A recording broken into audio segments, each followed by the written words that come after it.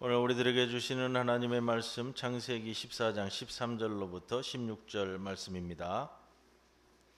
도망한 자가 와서 시브리 사람 아브라함에게 알리니 그때에 아브라함이 아모리 족속 마므레의 상수리 숲을 근처에 거주하였더라. 마므레는 에스겔의 형제요 또 아넬의 형제라. 이들은 아브라함과 동맹한 사람들이더라. 아브라함이 그의 조카가 사로잡혔음을 듣고 집에서 길리고 훈련된 자 318명을 거느리고 단까지 쫓아가서 그와 그의 가신들이 나뉘어 밤에 그들을 쳐 부수고 다메섹 왼편 호박까지 쫓아가 모든 빼앗겼던 재물과 자기의 조카 롯과 그의 재물과 또 부녀와 친척을 다 찾아왔더라. 이 말씀 가운데 성령께서 함께 하시기를 기원합니다. 오래된 노래인데요, 제가 고등학교 시절에 불리던 노래인 것 같아요. 인생은 미완성이라는 노래가 있습니다.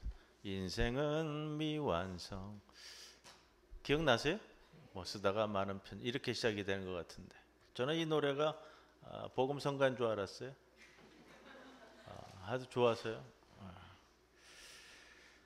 언젠가 이 노래를 부른 이진관 가수분의 인터뷰를 보았는데, 자기 이 노래의 가사에 대해서 이렇게 말씀을 하시더라고요. 모든 사람들이 미완성인 상태에서 완성을 향해 뛰어가기 때문에 미완성 그 자체가 가치가 있다, 그만큼.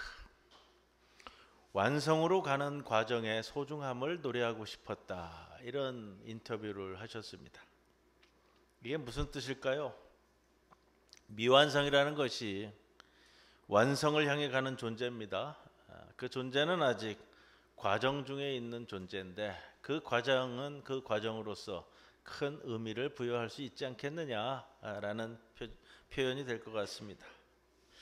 그 과정 중에 지향하는 목표를 향해 끊임없이 나아가는 것이 그리스도인의 삶입니다.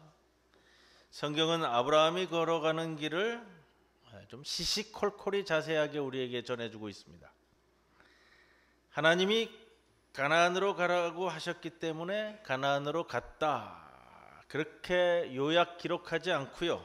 아브라함이 하란으로 갔다가 또 거기서 지내다 가나안으로 갔다가 애굽으로 갔다가 이런 일 저런 일 겪고 또 돌아오고, 성경이 아브라함의 여정을 시시콜콜이 다 기록하고 있는 이유가 무엇일까요? 하나님은 우리가 지향할 목표점의 소중함을 아시지만 그에 못지않게 그 삶의 여정, 그 순간순간도 모두 다 소중하게 여기신다는 것 아니겠습니까? 이렇기 때문에 성경은 결과만 짧게 요약해서 말하는 것이 아니라, 우리가 아브라함 본문 시작할 때 제가 좀 말씀을 드렸잖아요. 이야기, 스토리, 하나님과 내가 맺은 이야기, 스토리가 있는 것이 성경이다라는 말씀을 드렸는데요. 대학 다닐 때 이런 사건이 있었습니다. 그때 좀 이슈가 됐던 건데, 교도소에서 출소하신 분이 교도소에 계실 때 이렇게 저렇게 복음을 전달받으면서 꽤 이 말씀에 감격이 있으셨던 분인 것 같아요. 이분이 당시 유행하던 성경이 있었는데, 그때 유행하던 성경이 톰슨 성경이라고 있었습니다. 기억하실 거예요 아마. 톰슨 성경이라고 각주가 붙어가지고 당시에서는 성경 공부가 유행하던 교회에 또 이 톰슨 성경이 굉장히 유행이었습니다. 이분이 교도소에서 출소를 하신 후에 이 톰슨 성경이 가지고 싶었던 거예요. 그래서 이 성경을 절도하다가 붙잡힌 사건이 있었습니다. 굉장히 좀 아이러니하면서도 이슈감이었어요. 그래서 말 그대로 뭐 성경을 읽기 위해 촛대를 훔치는 사건인데, 성경을 읽기 위해 성경을 훔친 사건이 돼버렸습니다. 여러분, 목적이 좋은 것도 중요하지만 과정과 결과도 우리가 꼭 짚어봐야 되는 그런 모습을 보여줍니다.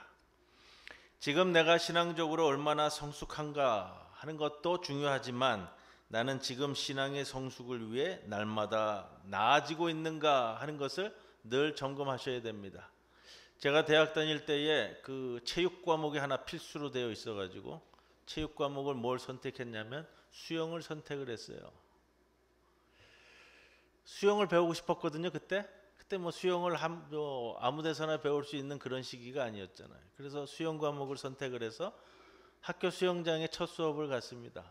첫 수업을 갔는데 우리 선생님이 할머니셨어요. 근데 다이빙 선수 출신이라고 본인이 그러시더라고요.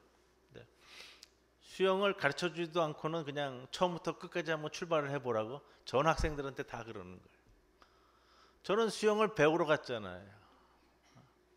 뭐 하여튼 가려니까 가긴 갔는데 뭐 이게 출발하는 데에서 저쪽 끝편 보면은 자꾸 깊어지잖아요. 예, 고생을 좀 했습니다. 근데 옆에 같이 수강하는 학생들을 보니까 저처럼 수영 배우러 온 사람은 거의 안 보이더라고요. 이렇게 저렇게 하여튼 수영을 다 배운 사람들이 와 있어요.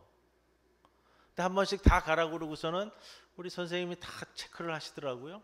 그러더니 뭐라고 그러더니 하시는 말씀이 그거예요. 여러분 여기 오셨는데 수영을 처음 시작하는 분도 있고 수영을 어느 정도 하시는 분도 있고 아주 잘하시는 분이 있고 첫 시간에 제가 다 체크를 했습니다. 여러분들 성적은 어떻게 매기냐면 여러분이 지금 첫 시간에 한 그 수영의 모습을 기준으로 해서 못하던 사람은 중간고사 때 얼마 더 가고 기말고사 때 얼마나 더 잘 보일 것이고 좀 잘하시던 분들은 지금의 모습에서 중간고사 때 기말고사 때 지금 잘하시는 분은 그때 돼서 얼마나 더 잘하는가 그걸 보고 평가하겠습니다 그러시더라고요. 지금 나의 자리가 좀 미숙하더라도 날마다 내가 나의 신앙 성숙을 위해 나아가고 있는가 하는 것은 동일하게 우리의 신앙을 성찰하는 과정이 되어야 됩니다. 창세기 12장에 나오는 아브라함은 굉장히 미숙한 인물이었습니다. 갈대아 우르에서 하나님이 부르셨는데 도중에 오다가 하란에서 멈췄어요. 여기도 좋은 것 같다. 다시 출발해서 도착한 가나안 땅에 기근이 들어서 먹을 것이 없을 때 우리가 살펴봤잖아요. 하나님 앞에 그 문제를 내어놓고 뜻을 구해야 하는데 내 생각과 내 판단으로 그냥 애굽으로 내려가 버렸습니다. 애굽으로 내려가서는 어땠죠? 내 한 몸 잘 살겠다고 아내에게 나의 누이라 하라. 이런 인물이었는데 이렇게 미숙했던 것이 12장의 아브라함의 모습입니다. 그런데 이러한 연단의 과정, 경험을 거치면서 13장에 와서 놀랄 만큼 성숙한 아브라함의 모습을 살필 수 있었습니다. 조카 롯과 이별하는 과정에서 우리 서로 다투지 말자, 화평하자. 네가 좌하면 나는 우할 것이고 네가 우하면 나는 좌할 것이다. 성숙한 양보의 신앙이라고 말씀드렸습니다. 비록 처음에는 미숙하고 연약하지만 신앙의 여정을 지나면서 주어진 말씀을 붙들고 나아갈 때 모든 면에서 차츰차츰 신앙의 성숙을 엮어가는데 이것을 우리는 신앙의 진보라고 말할 수 있습니다. 이 모습이 창세기에서 우리에게 보여주는 이 초반 아브라함의 진면목입니다. 이에 반해 대조되는 인물이 있지요. 조카 롯입니다. 롯의 출발도 미숙한 아브라함과 같은 선상에서 출발했습니다. 같은 경험을 했고요. 그런데 롯의 문제는 그에게 많은 연단의 과정이 있었지만 변화되는 것이 없다는 겁니다. 변화가 없다는 것은 성장이 없다는 것이죠. 우리는 롯이 어떤 어리석은 선택을 했는지도 살펴보았습니다. 화려해 보이는 것만을 쫓아 안목과 명철함이 없이 땅을 선택했다가 전쟁에 휘말려 포로로 끌려가는 비극을 경험했습니다. 여러분, 나에게 뭔가 사건이 벌어졌을 때에는 내 자신과 주변을 살필 수 있으셔야 됩니다. 나의 탐욕에 의해서 이런 일들이 벌어졌다라고 여겨진다면 이것이 나에 대한 하나님의 경고의 말씀이라는 것을 캐치하실 수 있으셔야 된다는 겁니다. 그렇게 전쟁 포로로 끌려갔다가 아브라함의 도움으로 목숨을 건졌을 때라도 롯은 정신을 차렸어야 하는데, 그런데 여전히 롯은 변화되는 게 없었습니다. 끝까지 미숙함으로 가다가 소돔과 고모라 성이 망할 때에 어떻게 됐죠? 가족과 함께 망해버린 사람이 롯입니다. 똑같이 미숙한 모습으로 시작했지만 한 사람은 하나님의 연단의 과정을 거치며 날로 성숙하고요, 또 한 사람은 망하기 전에는 절대로 바뀌지 않는 사람으로 그냥 그렇게 끝났다는 겁니다. 이를 통해 여러분, 우리에게 주시는 메시지를 보실 수 있으셔야 돼요. 비록 출발은 미숙했지만 시간이 갈수록 성숙해지는 아브라함의 길을 바라보고 따르고 있는지, 망할 때까지 그냥 가다가 그냥 망하는지.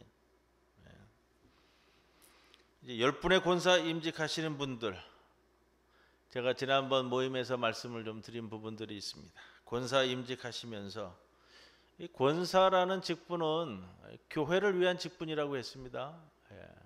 나를 위한 직분이 아니에요. 교회를 위해서 세워지는 직분입니다.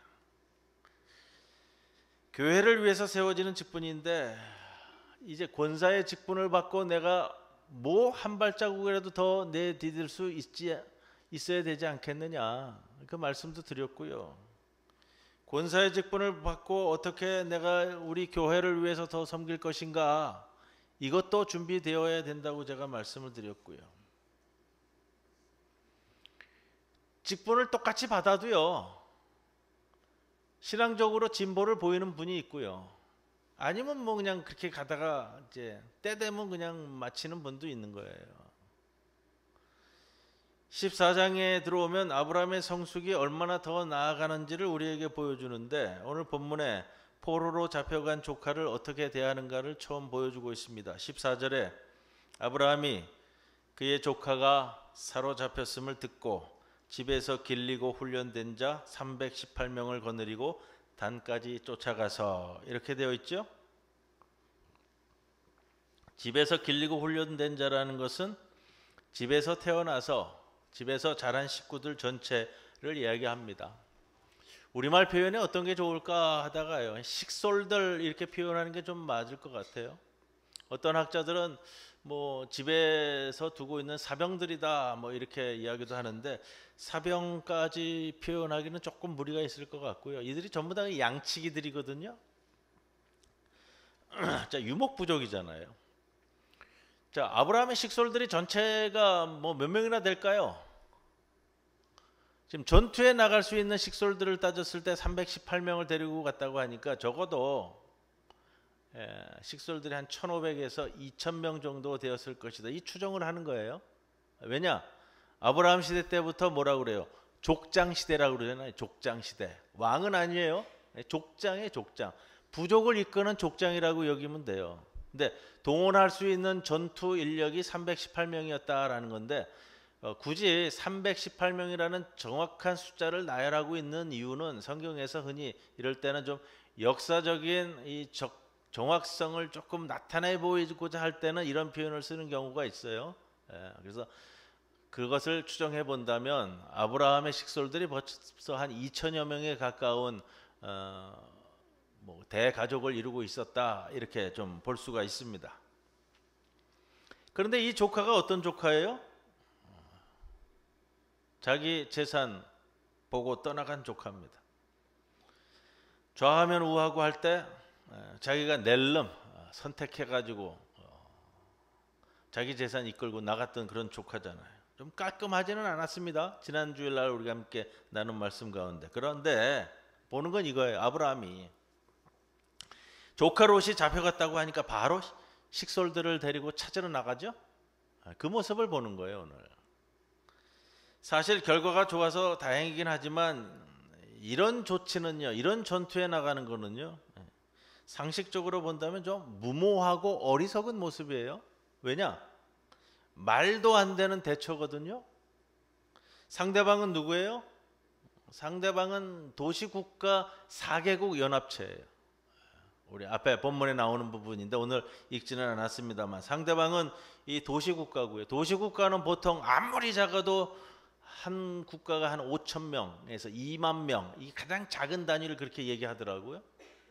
그러면 5천 명에서 2만 명이 가지고 있는 적어도 4개국 연합체의 군대를, 여기는 정말로 군대인 거예요. 군대를 대응해야 되는데 아브라함이 왜 이렇게 무모한 짓을 벌일까? 여러분, 이렇게 무모한 짓을 벌일 수 있으시겠어요? 그거예요. 왜 벌일까라는 것도 답은 하나죠.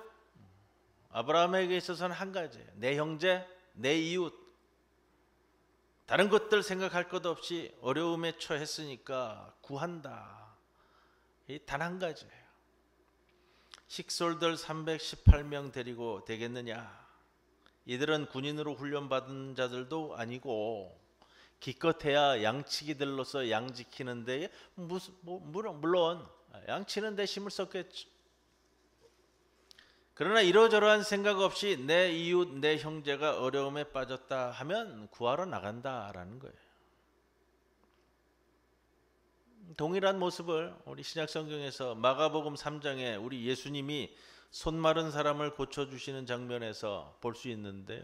안식일이었습니다. 그런데 당시 상황이 위기 상황이었어요. 마가복음 3장 2절에 사람들이 예수를 고발하려 하여 안식일에 사람을 고치시는가 주시하고 있거늘, 이 사건이 그렇게 시작되거든요. 예수님이 다 아세요. 이 안식일에 사람을 고치면 이걸 뒤집어 씌워서 어떻게든지 몰아붙일 것이다. 다 아는데, 그리고 우리가 이성적으로 합리적으로 생각하면 그런 거예요. 마가복음 3장이라고 한다면 예수님의 사역 초기거든요. 이 초기부터 어려움을 당하면 나머지 사역 기간, 나머지 사역 전체가 흔들릴 수 있잖아요. 좀 더 수월하고 좀 더 귀한 복음을 많은 이들에게 잘 전하려면은 지금 닥친 어려움 하나만큼은 조금 어떻게 좀 건너가 보자, 이렇게 생각하는 것이 합리적이고 이성적일 수 있겠지만 예수님이 왜 그럴까요? 다 알면서 왜 그러실까요? 예수님의 생각이 한 가지잖아요. 손 마른 자의 불편한 손을 지금 고쳐줘야 한다. 이 한 가지거든요. 온통 그 생각에 집중하시다 보니 대적하는 자들의 공격이 예수님을 막을 수 없는 겁니다. 더군다나 안식일이니까 그 선한 일도 하면 안 된다는 그들의 주장이 통하지 않는 거예요. 이게 예수님의 마음입니다. 오늘 12장 12절 3절에서 아브라함에게 주신 하나님의 말씀을 다시 봅니다. 하나님의 명령이죠. 너는 복이 될지라. 이 말씀 붙들고 가잖아요. 아브라함이 맨 처음에 너는 복이 될지라. 그런데 여러분들 잘 생각하셔야 돼요. 이 복이 된다라는 것은요, 전부 다 다른 사람과 타인과의 관계에 대해서 이야기되어지는 것이 복이 될지라라는 표현이에요. 자, 그런데 오늘날 우리가 말하는 복은 땅 사고 집 사고 아파트 평수 넓히고 돈 많이 버는 게 우리가 말하는 복의 전부가 아닐까? 여러분 좀 점검하셔야 되는데, 성경에서 말하는 복은 위기를 만난 내 형제, 내 이웃, 내 주변 사람들, 연약한 사람들을 향하여 복을 흘려내려 보내는 것, 이게 복이 될지라예요. 물론 여러분, 그러기 위해서 필요한 것이 내게 갖추어질 수는 있어요. 그러면 이걸 갖춘 이는 이를 통해서 복이 되는 거예요. 하나님의 복이 된 사람은 나만 사는 존재가 아니라는 겁니다. 아브라함이 무모한 행동을 하지만 바로 여기에 근거하기 때문에, 여기에 출발하기 때문에 무모한 행동을 진행하고 있고, 그렇기 때문에 귀한 모습입니다. 다음 오늘 본문이 우리에게 주는 메시지가 있어요. 조카 롯을 구하고 승리한 아브라함을 맞이하는 두 명의 왕이 있었습니다. 오늘 본문에요. 그 중에 한 명인 소돔 왕. 오늘 본문 이제 뒤편으로 쭉 이어지는데 소돔 왕이 아브라함에게 제안합니다. 소돔 왕이 아브라함에게 이르되 사람은 내게 보내고 물품은 네가 가지라. 다 찾아왔잖아요. 롯과 롯의 재물뿐만 아니라 끌려갔던 소돔 사람들의 모든 포로들과 재산까지도 다 찾아오는 길입니다. 그런데 아브라함이 이 제안을 이런지하에 거절합니다. 아브라함이 소돔 왕의 제안을 단칼에 거절한 이유를 23절에 이렇게 기록하고 있습니다. 아브라함이 소돔 왕에게 이르되, 조금 표현이 이제 장황해지는데 장황해지는 이유를 우리는 생각할 수 있죠. 천지의 주제이시오 지극히 높으신 하나님 여호와께 내가 손을 들어 맹세하노니 네 말이 내가 아브라함으로 치부하게 하였다 할까 하여 내게 속한 것은 실 한 오락이나 들매끈 한 가닥도 내가 가지지 않겠다.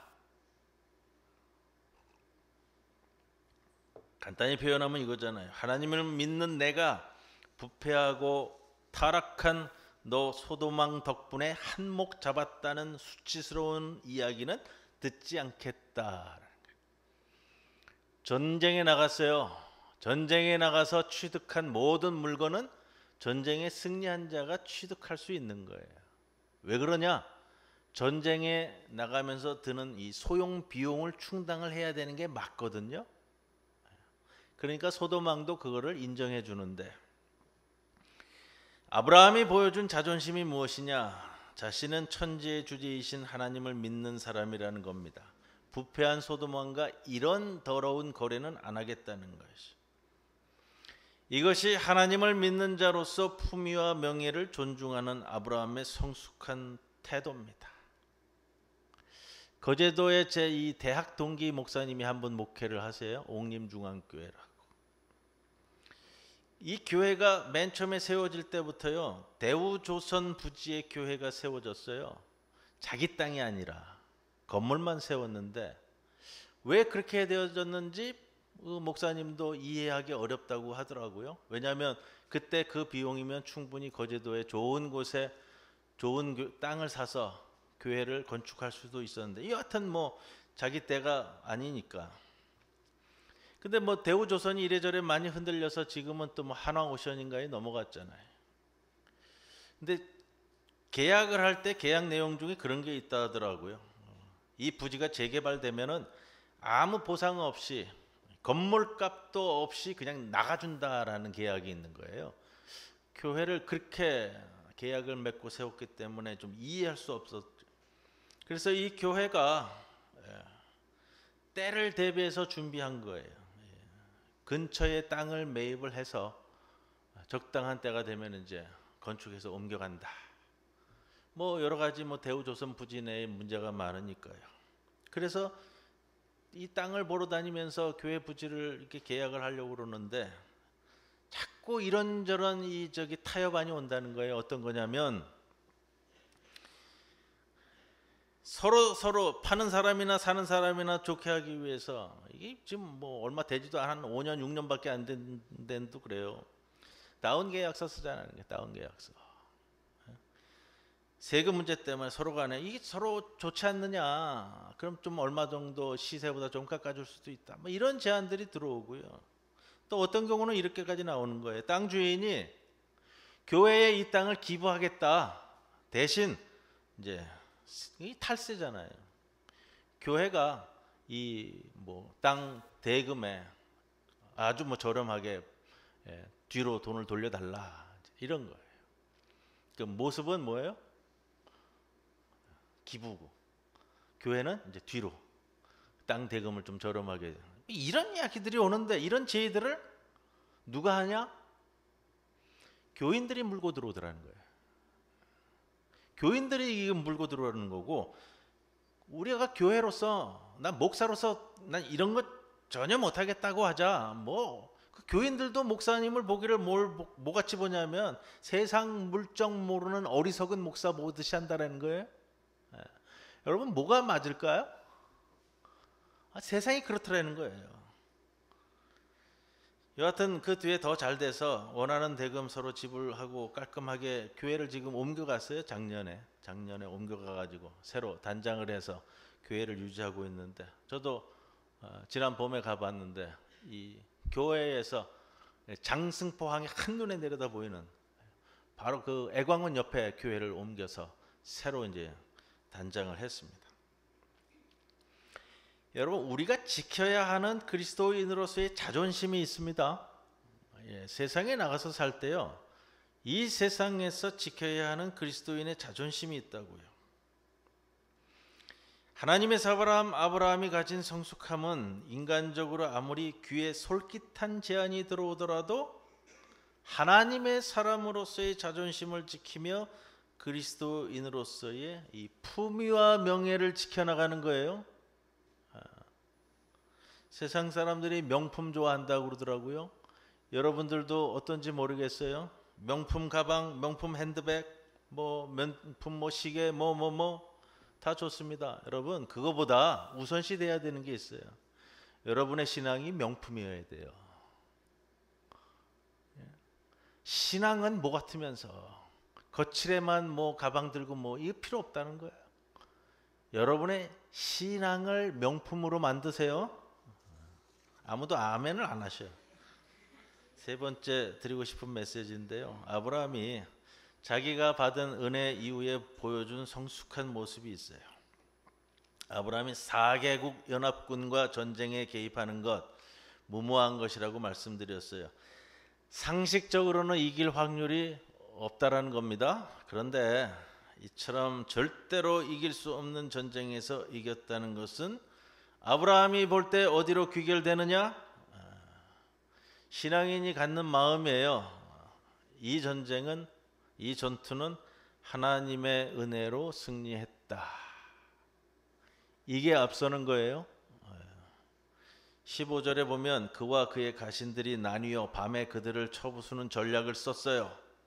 이 전략을 아마 어떻게 썼는지 굉장히 효과적이었을 거고요.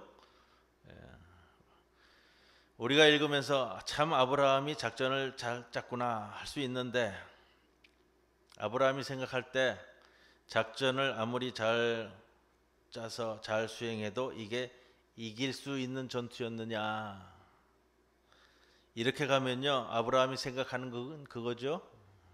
그렇다면 이건 정확하게 하나님의 은혜로 내가 이겼다, 이 고백이 나오는 거예요.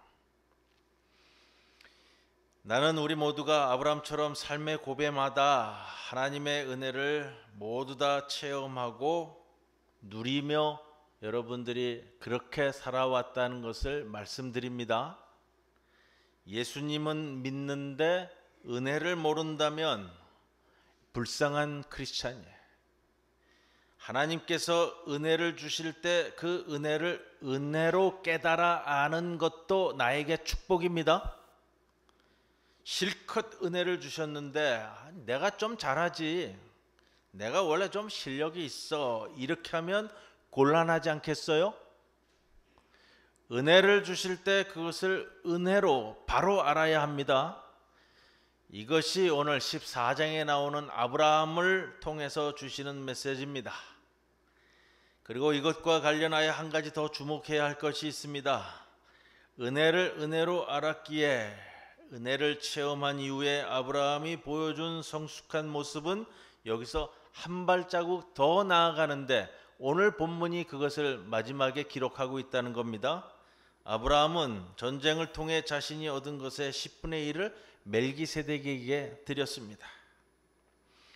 여러분, 인생의 고비를 만날 때마다 하나님의 은혜가 여러분의 인생에 개입되기를 간절히 기도합니다. 그와 더불어 하나님이 은혜를 주실 때 은혜를 은혜로 아는 심령도 허락해 주시기를 기도합니다. 그리고 여기서 한 걸음 더 나아가서 어려울 때 베풀어 주셨던 하나님의 은혜에 대한 감사가 메마르지 않는 인생이 되게 해달라고도 기도합니다. 우리가 은혜를 자각하는 것이 왜 중요할까요?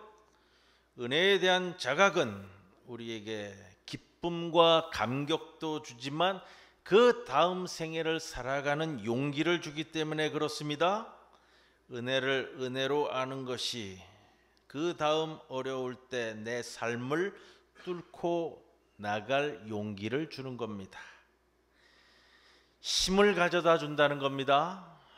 그뿐만 아니라 그 은혜에 대해 감사하며 하나님께 드리고 주변 우리의 형제들, 이웃들도 함께하는 삶이 우리를 행복의 길로 인도할 것입니다. 다음 주일 추수감사주일을 준비하면서 오늘 아브라함의 모습을 통해 우리 감사의 모습도 다시 한번 살펴보시고 또 우리의 심령도 주신 메시지, 주신 말씀을 기반으로 준비하는 귀한 한 주간이 되기를 주님의 이름으로 간절히 축원을 드립니다. 아멘. 고마우신 아버지 하나님 감사합니다.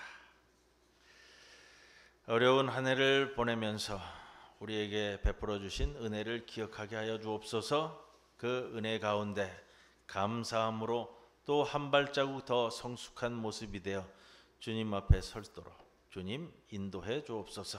감사드리며 예수님의 이름으로 기도합니다. 아멘.